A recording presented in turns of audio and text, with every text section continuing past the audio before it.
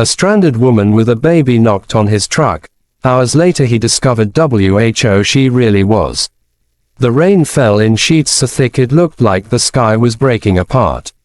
The highway outside the small town of Brook Hollow had been deserted for hours, its silence broken only by the thunder rolling across the dark fields.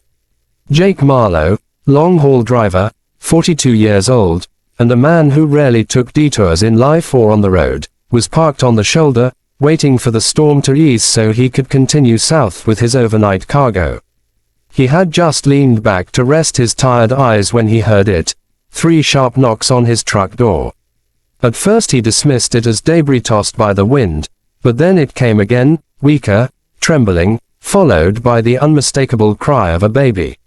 His heart jumped. No one should be out here.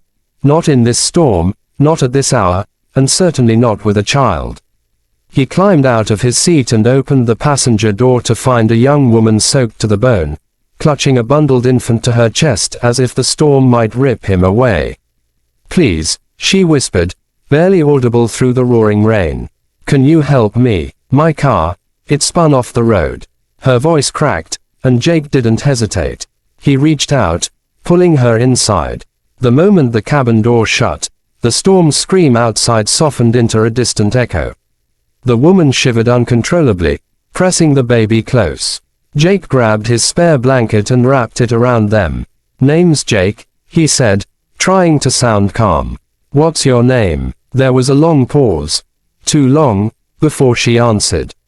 "Lena," she said quietly, her eyes darting nervously. "And this is Noah." The baby whimpered, and she rocked him gently. Jake noticed her hands trembling, not just from the cold but from something deeper. Fear, panic, desperation. "Where were you headed?" he asked. Another pause. "Away," she said simply. "Away. Away from what? Or from who?" Jake didn't ask more right away. He knew trauma when he saw it. He had lived through his own share, losing his wife 8 years ago and slowly learning to keep breathing day after day. As he started the engine to get the heater going, Lena flinched at the sudden noise. Jake studied her for a second. She was young, maybe mid-20s, with tired eyes that looked older than her age. Her clothes were simple, but something about her posture, her careful movements, suggested she wasn't just any stranded traveler. She was hiding something. "The nearest town's 20 minutes away," Jake offered. "I can take you to the diner. They're open late. You can call someone from there." Lena lowered her eyes. "I can't. I just need somewhere safe for a little while." Jake hesitated. A woman with a baby, alone on a stormy highway, terrified to call anyone. This wasn't ordinary. Still, he couldn't leave her out here. "Fine," he said. "You can ride with me for now. When the storm clears, we'll figure it out." Lena nodded, relief washing over her face. For a few quiet minutes they sat there, listening to the rain hammer the roof. The baby drifted to sleep, and in the dim glow of the dashboard lights, Jake saw something on Lena's wrist, a bruise. Dark, fresh, finger-shaped. Someone had grabbed her hard.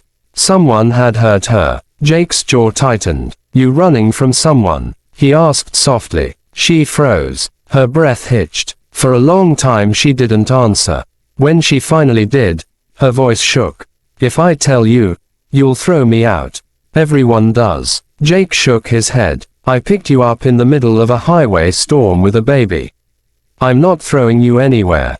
Tears filled her eyes, but she wiped them quickly. "I wasn't supposed to be out tonight," she whispered. "I wasn't supposed to take him. But if I stayed, he wouldn't be safe. My son wouldn't be safe." Jake's stomach twisted. "Is the father dangerous?" Lena shook her head slowly, almost fearfully. "Not just dangerous," she said. "Powerful." She looked up, and for the first time since she'd stepped into the truck, Jake saw the weight she carried. This woman wasn't simply escaping a bad relationship. She was running from someone with reach, influence, and the means to chase her. Jake felt the air thicken. "Who is he?" he whispered, but Lena didn't answer. Instead, she leaned toward the baby, adjusting his blanket. Jake knew he had stumbled into something far bigger than a storm rescue.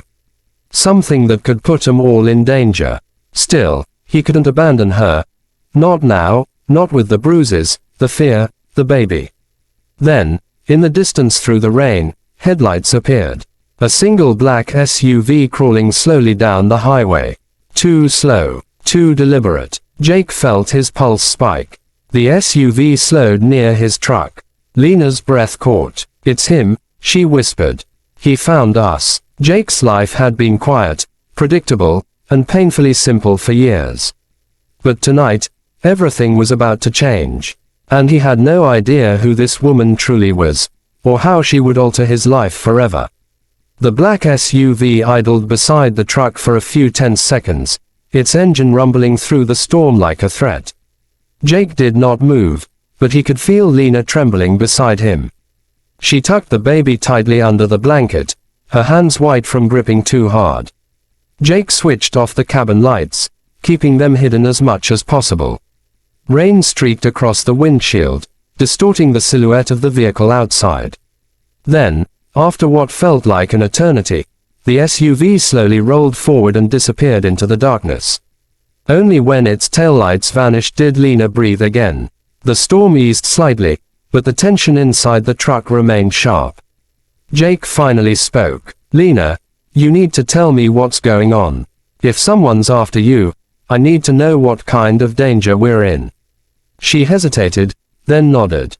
She stared down at her child, as if drawing strength from him. "My real name isn't Lena," she said quietly. "It's Eleanor Amaro." Jake frowned. The name sounded faintly familiar, but he couldn't place it. "My husband," her voice faltered. "He's not just powerful. He owns half the Marrow Corporation. He controls the money, the security teams, the lawyers, everything. People listen to him because they're afraid not to." Suddenly, it clicked. Marrow Corporation. A nationwide chain of energy and tech subsidiaries. A billionaire family known for ruthless business practices.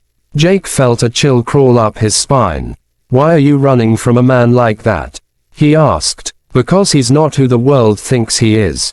Her voice broke. "Behind closed doors, he's violent, controlling. He dictates everything. What I wear, who I talk to, when I eat, how long I sleep.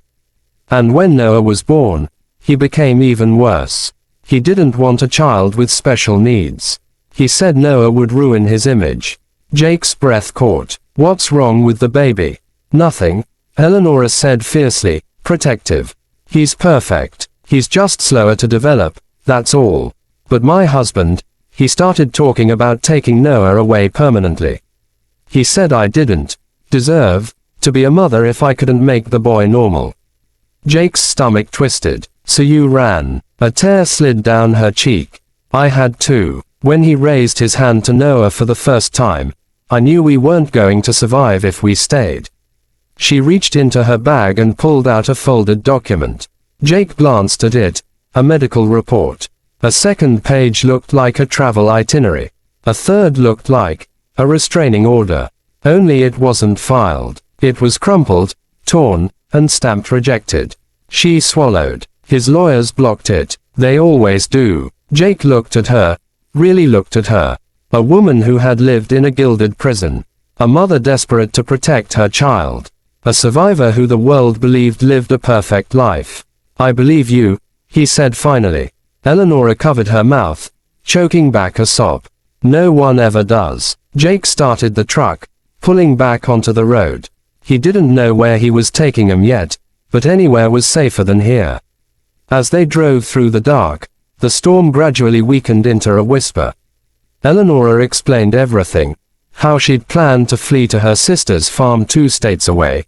How her car had spun off the road when the storm broke. How her husband's security team had been tracking her for months. She had no money. Her husband controlled every account. The cash she had was what she'd managed to grab from a housekeeper's envelope as she slipped out the back door. Every word made Jake's pulse pound harder. This wasn't just a runaway wife. This was a woman escaping a billionaire with the resources to hunt her across the country. After 2 hours of tense driving, Jake pulled into a secluded rest stop hidden behind a long line of oak trees. The storm had finally stopped. Mist curled across the asphalt. "We'll rest here for a bit," Jake said. Eleanor nodded, exhausted. Noah slept peacefully in her arms. For a few moments, the world felt quiet. Safe. Then Jake's phone buzzed. A message from an unknown number. "If you have my wife and child, return them immediately. This is your only warning." Jake's blood ran cold. Eleanor's face went white. "He must have traced your truck," she whispered.